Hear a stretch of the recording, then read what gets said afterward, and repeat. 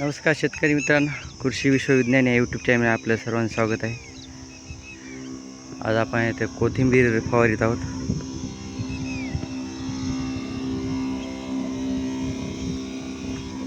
पाच सहा दिवस अगोदर आपण यामध्ये 2 किलो युरिया शिपला होता. युरिया शिपला आणि त्याच्या मागे आपण लगेच पाणी पण दिलं.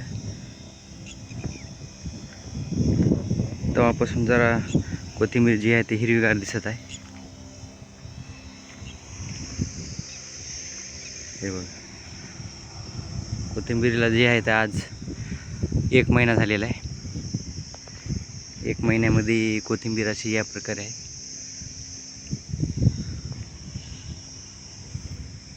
रोज त्याला सकाळी पाणी देत आहोत.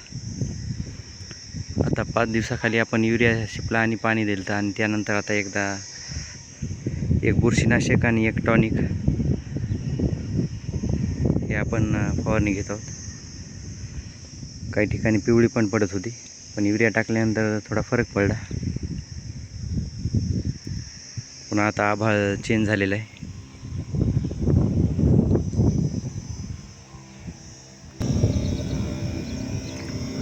आता ढगाळ वातावरण राहिलं 2 दिवस आणि ऊन पण झालं.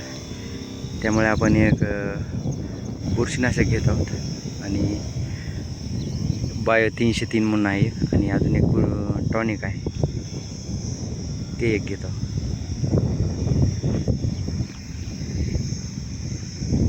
एका महिन्यात बघा या प्रकारे झालेली आहे.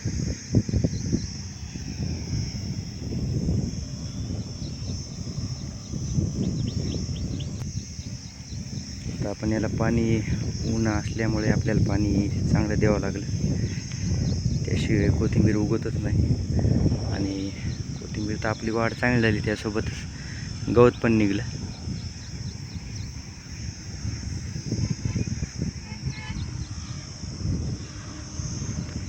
हे बघा या प्रकारे झालेली.